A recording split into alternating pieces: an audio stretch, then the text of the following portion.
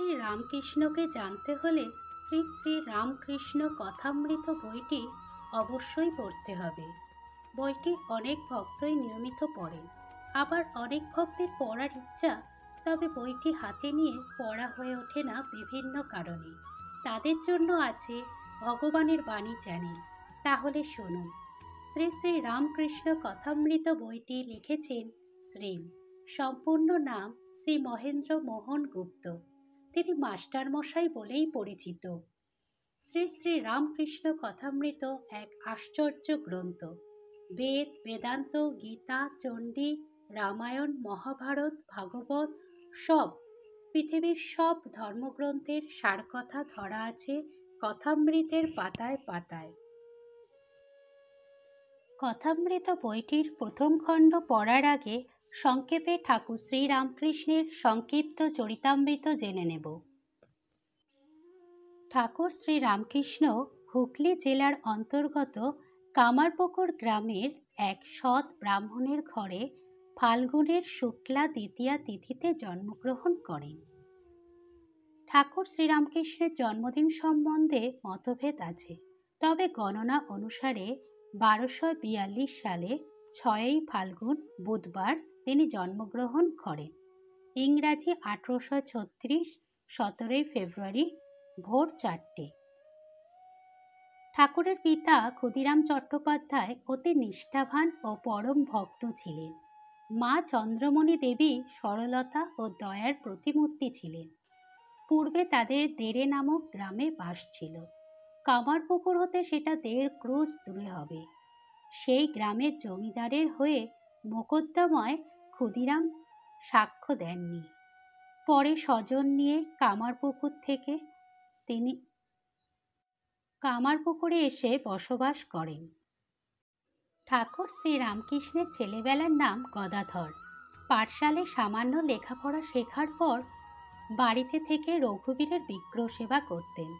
নিজে ফুল তুলে এনে নিত্য পূজা করতেন। পাঠশালে তার শুভঙ্করী ধাঁধা লাগত। নিজে গান গাইতে পারতেন, অতিশয় সুকণ্ঠ। যাত্রা শুনে প্রায় অধিকাংশ গান গেয়ে দিতে পারতেন তিনি। বাল্যকাল অবধি তিনি সদানন্দ ছিলেন। পাড়ায় আবাল বৃদ্ধ বনিতা সকলেই তাকে ভালোবাসতেন। গদাধরের বাড়ির পাশে লাহাদের বাড়ি ছিল। সেখানে অতিথিশালা, সর্বদা সাধুদের যাতায়াত ছিল। গদাধর সেখানে সাধুদের সঙ্গ ও তাদের সেবা করতেন। কথকেরা যখন পুরাণ পাঠ করতেন তখন নির্বিষ্ট মনে সমস্ত শুনতেন। এই রূপে রামায়ণ, মহাভারত, শ্রীমদ্ ভাগবত গীতা সমস্ত তিনি হৃদয়ঙ্গম করিলেন। একদিন মাঠ দিয়ে বাড়ির নিকটবর্তী তিনি আনুর গ্রামে যাচ্ছিলেন। তখন তার বয়স 11 বছর হবে। ঠাকুর নিজ মুখে বলেছিলেন, হঠাৎ তিনি এক অদ্ভুত জ্যোতি দর্শন করে বাহ্য জ্ঞান শূন্য হয়ে পড়েন। লোকেরা বলল ঠাকুর মূর্ছা গেছে। আসলে ঠাকুরের ভাব সমাধি হয়েছিল ওই বয়সেই।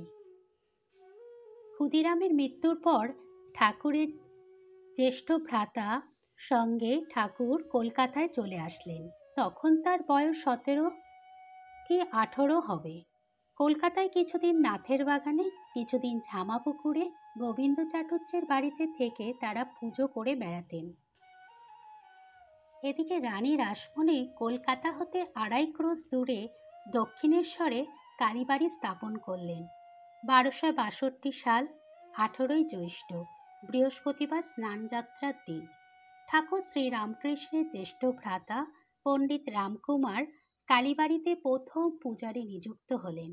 ঠাকুরও মাঝে মাঝে কলকাতায় আসতেন। কিছুদিন পরে তিনি পূজা কার্যে নিযুক্তও হয়েছিলেন। তখন তাহার বয়স 21 কি 22 হবে। মধ্যম ভ্রাতা রামেশ্বরও কালীবাড়িতে এসে পূজা করতেন। কয়েকদিন পূজা করতে করতে শ্রীরামকৃষ্ণের মনের অবস্থা অন্যরকম হয়ে গেল। সর্বদাই বিমনা ও ঠাকুর প্রতিমার কাছে শুধুই বসে থাকতেন। আত্মীয়রা এই সময় তার বিবাহ দিলেন। ভাবলেন বিবাহ হলে হয়তো অবস্থার পরিবর্তন হতে পারে। কামারপুকুর হতে 2 ক্রোশ দূরে জয়রামবাটি গ্রামের রামচন্দ্র মুখোপাধ্যায়ের কন্যা শ্রী শ্রী সারদামণি দেবীর সঙ্গে তার বিবাহ হল 1859 সালে। ঠাকুরের বয়স তখন 22 কি 23 হবে, আর শ্রী শ্রী মায়ের বয়স 6 বছর। বিবাহের পর দক্ষিণেশ্বরে কালী মন্দিরে ঠাকুর শ্রীরামকৃষ্ণ ফিরে আসলেন। কিছুদিন পর তার একেবারে অবস্থার পরিবর্তন হলো। কালী বিগ্রহ পূজা করতে করতে কি অদ্ভুত ঈশ্বরের রূপ দর্শন করতে লাগলেন। আরতি করেন, আরতি আর শেষই হয় না। পূজা করতে বসেন, পূজা আর শেষই হয় না। হয়তো নিজের মাথাতেও ফুল দিতে থাকেন। পূজা আর করতে পারলেন না, উন্মাদের ন্যায় বিচরণ করতে লাগলেন। রানী রাসমণির জামাতা মথুর তাকে মহাপুরুষ বোধে সেবা করতে লাগলেন ও অন্য ব্রাহ্মণ দ্বারা মা কালীর পূজার ব্যবস্থা করলেন। ঠাকুরের ভাগ্নে শ্রীযুক্ত হৃদয় মুখোপাধ্যায় তার উপরে মথুরবাবু পূজার ও ঠাকুর শ্রীরামকৃষ্ণের সেবার ভার দিয়ে দিলেন। ঠাকুর আর পূজাও করলেন না, সংসারও করলেন না। বিবাহ নামমাত্র হলো। নিশিদিন শুধু মা মা। কখনো জড়বৎ কাষ্ঠপুত্তলিকার ন্যায়, কখনো উন্মাদবৎ বিচরণ করেন, কখনো বালকের ন্যায় কামিনী কাঞ্চনাসক্ত বিষয়ীদের দেখে তিনি লুকাতেন। ঈশ্বরীয় লোক ও ঈশ্বরীয় কথা বই কিছুই তিনি আর ভালোবাসতেন না। সর্বদাই শুধু মা মা। ঠাকুর মা মা করে কাঁদতেন। সর্বদা মার সঙ্গে কথা বলতেন, মার কাছ থেকে উপদেশ নিতেন। বলতেন, মা তোর কথা কেবল শুনবো, আমি শাস্ত্র জানি না, পণ্ডিত জানি না, তুই বুঝাবি তবে বিশ্বাস করব। ঠাকুর জানতেন ও বলতেন, যিনি পরব্রহ্ম অখণ্ড সচ্চিদানন্দ তিনিই তো মা। ঠাকুরকে জগৎমাতা বলেছেন, তুই আর আমি এক, তুই ভক্তি নিয়ে থাক জীবের মঙ্গলের জন্য, ভক্তেরা তো আসবে।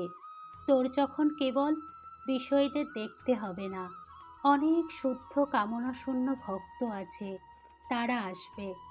ঠাকুর বাড়িতে যখন আরতি হতো, কাঁসর ঘণ্টা বাজত, তখন শ্রীরামকৃষ্ণ কুঠিতে গিয়ে সকলকে উচ্চস্বরে ডাকতেন, ওরে ভক্তরা, তোরা কে কোথায় আছিস, শীঘ্র আয়। মাতা চন্দ্রমণি দেবীকে ঠাকুর জগজ্জননীর রূপে জ্ঞান করতেন, সেইভাবে পূজাও করতেন। ঠাকুর 2 বার তীর্থে গমন করেন। প্রথমবার মাকে সঙ্গে নিয়ে ও সঙ্গে শ্রীযুক্ত রামচাটুর্য মথুরবাবুর কয়েকটি পুত্র। তখন তিনি দর্শন করেন কাশীধাম ও প্রয়াগ। দ্বিতীয়বার তীর্থগমন করেন 5 বছর পরে মথুরবাবু ও তার স্ত্রী জগদম্বা দাসীর সঙ্গে। সঙ্গে ভাগ্নে হৃদয়ও ছিল। এবার তারা ভ্রমণ করেন কাশীধাম, প্রয়াগ, শ্রী বৃন্দাবন ইত্যাদি।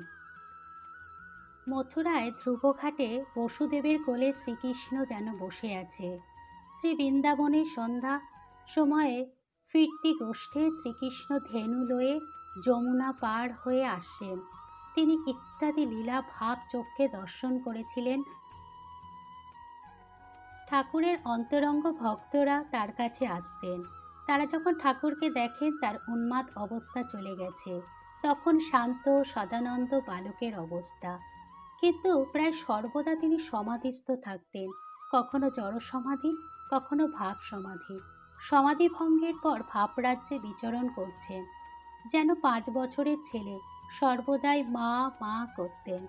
শ্রীরামকৃষ্ণের আরও অনেক ভক্ত ছিল, চুনি, লাটু, নিত্যগোপাল, তারক। 1881 সালের শেষের দিকে আসে নরেন্দ্র, রাখাল, ভবনাথ, বাবুরাম, বলরাম, মাস্টার, যোগিন, ঈশ্বরচন্দ্র বিদ্যাসাগর, শশধর পণ্ডিত, মাইকেল মধুসূদন, পণ্ডিত দীনবন্ধু, দুর্গাচরণ ডাক্তার। তারাও ঠাকুরকে দর্শন করেছিলেন। ব্রাহ্ম সমাজের অনেকেই ঠাকুরের কাছে আসতেন। কেশব, বিজয়, কৃষ্ণবিহারী, ত্রৈলোক্য। ঠাকুরও ব্রাহ্মদের দেখতে যেতেন। মথুরবাবুর সঙ্গে তিনি একবার ব্রাহ্ম সমাজে গিয়েছিলেন, ব্রাহ্ম সমাজের সদস্যদের দেখতে। ঠাকুর শ্রীরামকৃষ্ণ সর্বধর্ম সমন্বয়ের জন্য বৈষ্ণব, শাক্ত, শৈব ইত্যাদি ভাব সাধন করে অপরদিকে আল্লাহ মন্ত্র জপ ও যীশুখ্রিস্টের চিন্তা করেছিলেন। তিনি যে ঘরে থাকতেন সেখানে ঠাকুরের ছবি ও বুদ্ধদেবের মূর্তি ছিল, যীশুখ্রিস্টের ছবি ছিল। আজও গেলে সেটা দেখতে পাওয়া যায়। ঠাকুরের অনেক স্ত্রীলোক ভক্ত আছেন। সকল স্ত্রীলোককেই তিনি সাক্ষাৎ ভগবতী রূপে দেখতেন ও মা জ্ঞানে পূজা করতেন। কেবল যতদিন না স্ত্রীলোককে সাক্ষাৎ মা বোধ হয়, যতদিন না ঈশ্বরের শুদ্ধা ভক্তি হয়, ততদিন স্ত্রীলোক সম্বন্ধে পুরুষদের সাবধান থাকতে বলতেন। এমনকি পরম ভক্তিমতে হলেও তাদের থেকে তিনি পুরুষদের দূরে থাকতে বলতেন। মাকে তিনি নিজে বলেছিলেন, মা, আমার ভিতরে যদি কাম হয় তাহলে কিন্তু মা গলায় ছুরি দেব।